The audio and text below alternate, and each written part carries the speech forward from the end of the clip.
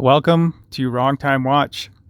My name is Kevin, and in this video we're looking at the Smith's Everest PRS-25 and the Borealis Adraga. So very similar styled watches, obviously Rolex Explorer homage watches. This one, 36mm, is more of a homage to the 1016 Explorer.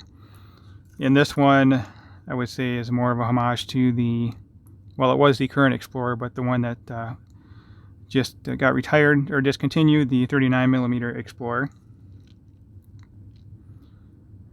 So they both have Miyota movements, 9000 series, but this one, the Smith, has the 9039 movement, and the Borealis has the 90S5 movement.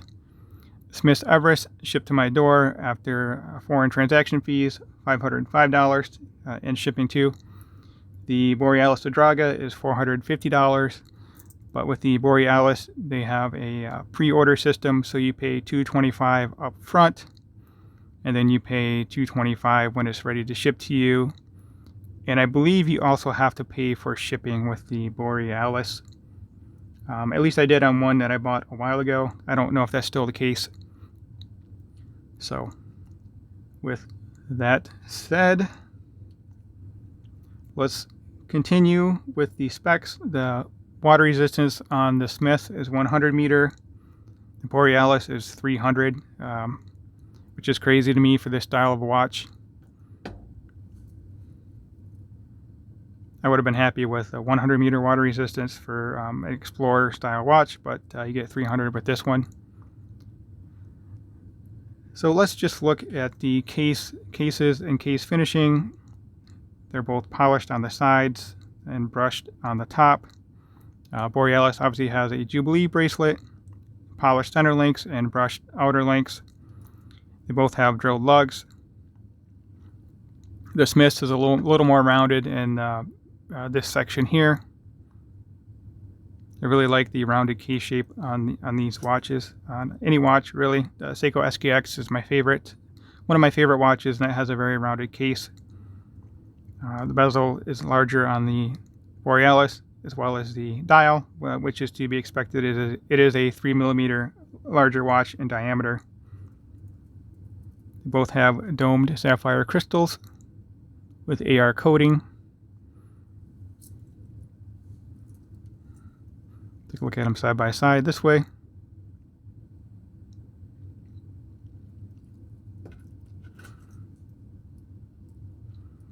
So for the rest of the specs, lug to lug on the Smith is 43.5. Lug to lug on the Borealis Adraga is 47.5. I guess I misspoke on the diameter. This one is 36. This one is 39.5. I thought it was 39. So 39.5 on the Adraga. Thickness, Smith is 11.1 millimeter. Adraga is 12.1. The bracelet width, or the lug width, is 20 on both of these. And this one tapers down to 16, 20 down to 16, which is very nice. The Adraga tapers down from 20 to 18. I would have liked the Adraga to taper down to 16 as well, because the clasp is quite large on this. Clasp on this is nice and small. This one has 3 micro adjusts, and this one has 6 micro adjusts. I think it's a little bit overkill, but it works. I just like the smaller size clasp on this one. They're both signed. This signs Smith's, and this is signed with a B for Borealis. Crown size on the Smith's is a little small, 5.5 millimeter. Adraga is a nice size at 6.8. It's more of a dive style, but it fits the case as well. I mean, I shouldn't say dive style, but typically on divers they're a little bit larger like this one. This Smith is anti-magnetic to 4,800 AM, and Borealis does not have anti-magnetic properties, which is fine. I don't know if I've ever needed that, but it's a neat little fact. Weight on the Smith, 125 grams. The Borealis is a bit of a chunky watch at 145 grams. I can definitely tell holding these side by side that this is a heavier watch.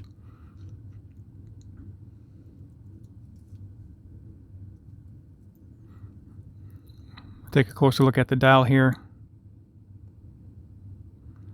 The Borealis you can order right now. Actually, this one here is sold out, but you can get this one with the Mercedes hands, and they have other color options available as well. They have a snowflake, they have a white one with kind of like a checkered pattern on the dial, a salmon one, and then a mint one. I'll leave a link in the description to their website. That is as of the time of recording. Some of these may be sold out by the time I release this video, but anyway. They both have solid links, solid end links. This one here does have some sharp edges on it. I noticed it while handling the watch. You can kind of just feel it grabbing at the skin here. On wrist, you don't really feel it. It's just kind of a weird thing to have on a watch like that, but female end links. This one essentially has female end links as well, so lug to lug of the case is your true overall lug to lug. On this style of watch, I prefer an oyster style bracelet like this here, but I don't care for the fake rivets. These ones protrude out a bit too far as well. And as I was showing in my previous videos,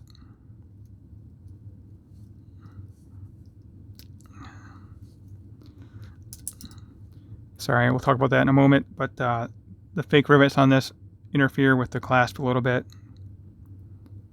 It still works, and actually it's loosening up. It was tighter of a fit before, so it's working itself out.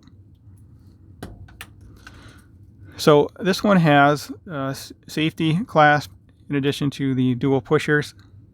This portion is milled. This is stamped. Yeah, it's just really too chunky of a clasp. I would like a smaller clasp, but it's nice and robust. So this miss, as I've discussed before, I had an issue with the clasp when I first opened the box and put it on wrist. It would pop off very easily, and I adjusted the hook to fix this issue myself. So I just pushed this down, increasing the interference, and now it's a bit difficult to get it on and off wrist, especially opening it. So usually I just pull it from the back, but I have not worn this watch in a while, and I'm actually sending it back to Time Factors. So I could have shipped the bracelet back for them to inspect it and repair or replace, but I would have had to pay for that out of my own pocket. And shipping, uninsured shipping, is about $26 from the US to the UK. And with insured shipping, it would have been $40. So let's get this one on wrist. I talked about Lume, but Lume on this one is very good. This has X1C3 Lume, and this one has BGW9 Lume. I really do like this Smith's watch. I like the styling, I like the dial, I like the gilded dial, the gilded hands. Yeah, it's just a shame it didn't work out. So anyway, the Borealis Adraga I've not spent much time with yet.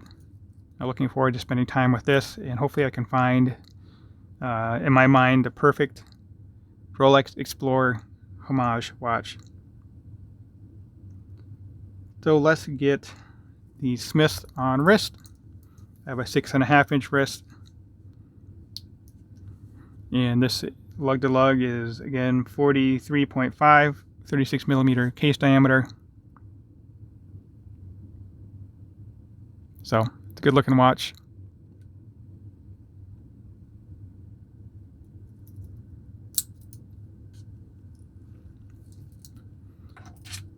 Now I'll put that back on again.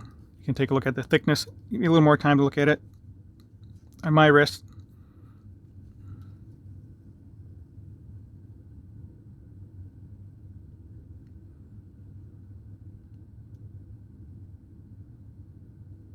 I mean, it wears great on wrist. I almost sometimes don't notice this on wrist. That's one of the benefits with a smaller watch like this is it is more comfortable than a larger watch.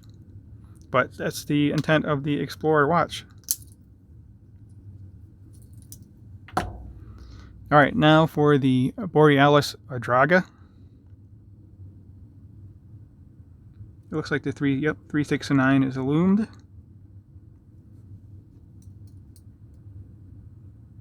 Oh yeah, so the Adraga has applied indices and the Smith is printed.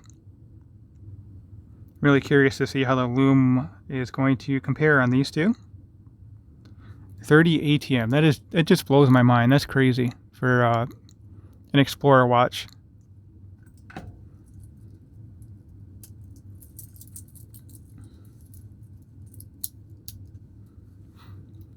Okay, so lug to lug on this one is 47.5, case diameter 39.5.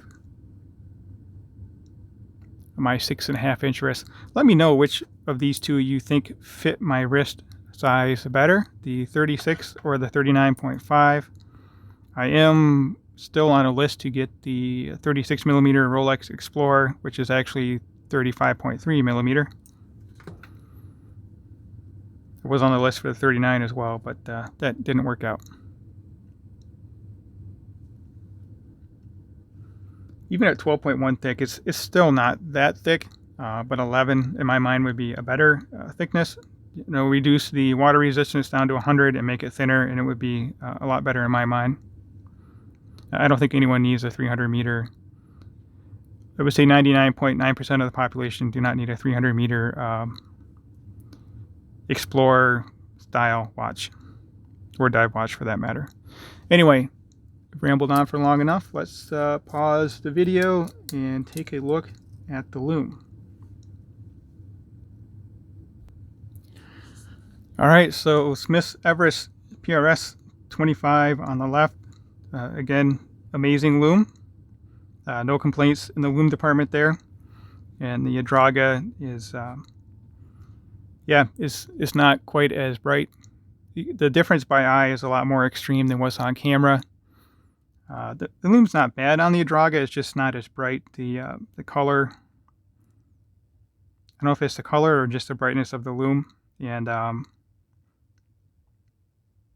mean, the indices are larger. The Mercedes hands obviously helps a lot with the Lume, but what you see is what you get. Cannot complain about the Smith's Everest Lume. So that will conclude this video. As always, thank you for watching. If you have not subscribed, please go ahead and do so. Like the video if you liked it, and leave a comment below. Thanks for the time. Thanks for watching, and I'll catch you on the next one.